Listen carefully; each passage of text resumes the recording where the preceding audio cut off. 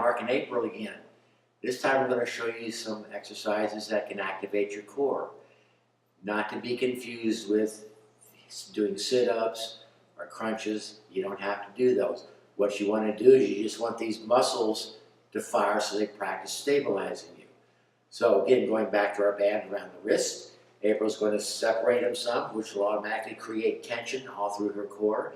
And then she's going to do a straight arm lift straight up overhead and back down nice and slow. You cannot help but activate all these muscles around here just because of that tension.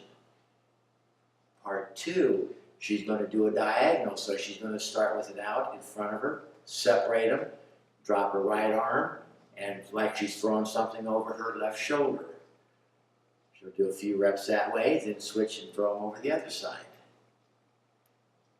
Again, a lot of things are going to turn on just from that. And the third one we're going to show you then, she's going to hold it in her left hand and do like she's shooting a bow and arrow.